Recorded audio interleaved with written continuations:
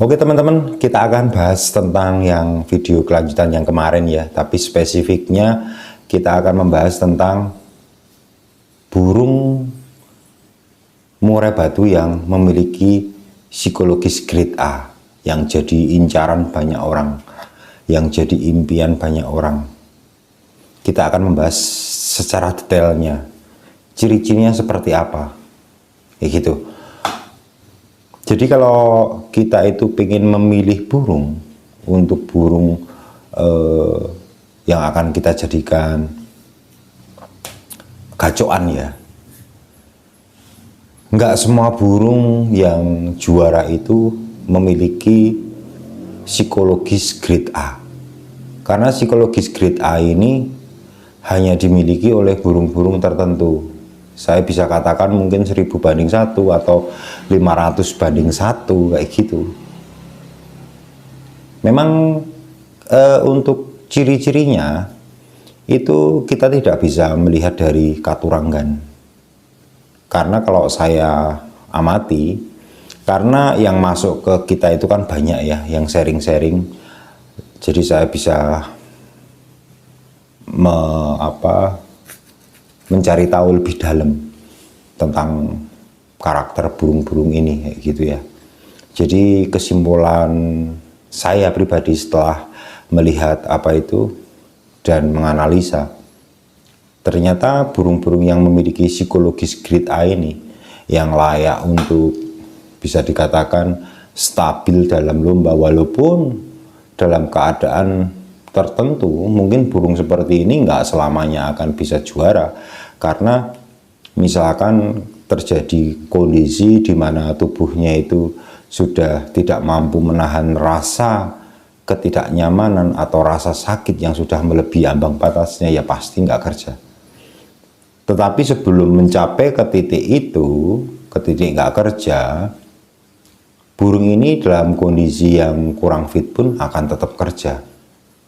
Tidak seperti burung-burung standar lainnya, walaupun burung ini ada kelemahan, mungkin ada penurunan kualitas ya di suara ataupun stamina dia karena perubahan musim, tapi burung ini masih tetap bisa kerja.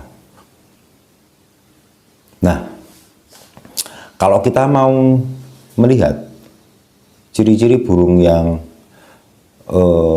memiliki psikologis grade A atau mentalnya grade A, tapi saya lebih cenderung ke psikologis ya bahasanya ya, karena psikologis juga nanti masuknya ke mental juga. Jadi burung ini itu memiliki sifat yang tenang, kemudian mampu menahan rasa sakit, kontrolnya lebih bagus kayak gitu. Nah, untuk mencari tahu ciri-cirinya seperti apa, kita harus mengorek lebih dalam. Tentunya kita harus banyak bertanya kepada yang punya burung itu kayak gitu ya. Jangan melihat bongkaran materinya atau katuranggannya, kita harus bertanya jujur-jujuran kayak gitu ya, atau kita harus amati burung itu terus, gimana dia saat kerja, gimana dia saat nggak kerja. Nah, yang paling penting adalah kita mengamati di saat dia itu nggak kerja. Kalau nggak kerja, dalam artian nggak kerja bukan berarti dia akan diem kayak gitu, nggak. Burungnya tetap kerja, tapi nggak bisa maksimal. Mungkin dapat nomor, tapi nomornya nomor mungkin 3, nomor 2, kayak gitu itu. Tapi masih bagus. Tapi ada penurunan. Kalau misalkan dia dalam keadaan nggak kerja. Nah, yang perlu kita gali dan kita cari tahu adalah di saat dia nggak kerja, kita harus bertanya, kalau nggak kerja burung ini seperti apa. Nah, biasanya burung-burung yang memiliki grade A, psikologis grade A atau psikologis mental juara itu kalau nggak kerja, burungnya itu anti yang namanya nampar kayak gitu, itu anti. Burung yang nebok kayak gitu itu anti. Kemudian burung yang birahi ngelowo kayak gitu, ngejar lawan kayak gitu, Enggak, burungnya akan lebih tenang. Saat dia itu merasakan nggak nyaman, biasanya burung-burung seperti ini kalau nggak kerja, dia itu cuma ngetemnya banyak, ngukluk, mungkin mukul, nanti terus ada diemnya, ngukluk-ngukluk, kayak gitu itu. Kalaupun dia nanti nampar, paling cuman bisa terjadi sekali kayak gitu. Namparnya cuman lompat kayak gini terus balik lagi kayak gitu. Terus nanti ngukluk, tapi dia biasanya nggak bongkar seperti waktu dia maksimal ya. Jadi bongkarannya itu jadi akan menurun. Tapi yang jelas dia anti nampar dan anti nebo, anti birahi seperti itu. Kita amati itu burung seperti itu. Karena dia psikologisnya itu tenang. Saat dia itu merasakan nggak nyaman di dalam tubuh dia. Entah karena tubuhnya terlalu panas, ataukah masalah tenggorokan yang bermasalah, atau masalah pencernaan dia, atau masalah stamina dia. Tapi burung ini walaupun merasakan sakit, tapi dia masih tenang.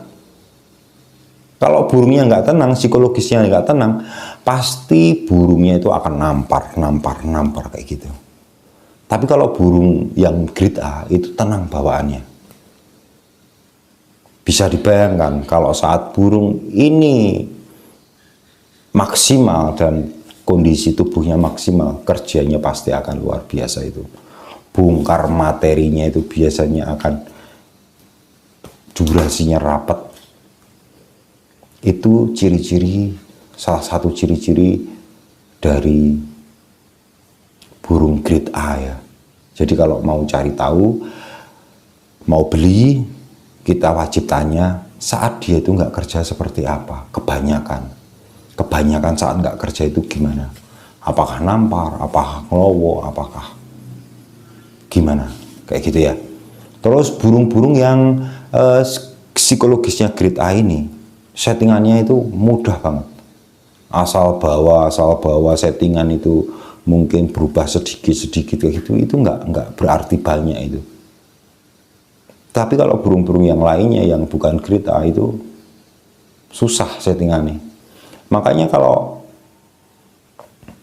kita memiliki burung grade A, saya pastikan nama orang yang pegang burung itu pasti akan naiknya itu cepat. Karena burungnya pasti akan koncer terus. Banyak koncernya daripada jongnya. Banyak kerjanya daripada tidak kerjanya. Nah, untuk burung-burung yang grade A ini biasanya itu faktor genetika, faktor terah. Ada garis terahnya, itu biasanya turun-temurun. Untuk psikologis itu sifatnya genetika turunan. Makanya untuk burung-burung yang grade di bawah dia mau melawan grade A itu ya menurut saya ya agak repot juga. Karena bagaimanapun dia itu sudah memiliki bakat-bakat itu. Jadi ini dari saya. Mungkin saya belum bisa memberikan tentang grade A secara katuranggan ya, karena saya melihat dari banyak burung yang memang milik-miliknya pemain-pemain hebat-hebat itu katuranggannya itu nggak bisa dipakemkan. Ada yang bodinya kayak gini, bentuk paruhnya kayak gini, kakinya kayak gini, nggak bisa. Itu nggak bisa. Karena berbeda-beda, ternyata burung itu ya memang bagus. Jadi yang bisa dilihat itu dari saat dia itu nggak kerja. Nggak kerjanya saat dia di tiang besi itu seperti apa. Bukan di harian dia itu seperti bisa kita lihat saat dia hariannya atau saat dia itu bunyi kayak gitu. Nggak bisa. Kita bisa melihatnya cuma saat dia itu tampil di tiang besi. Nah, oke teman-teman, dari saya seperti itu.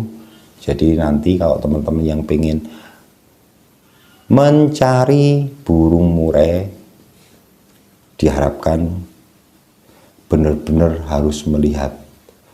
Jangan sampai kita membeli itu burung-burung yang grade-nya standar, nanti pasti settingannya juga akan sulit, membuat kita butuh banyak bodrek.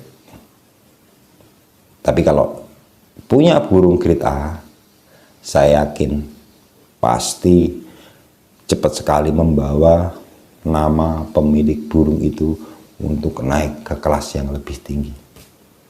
Oke, dari saya cukup sekian.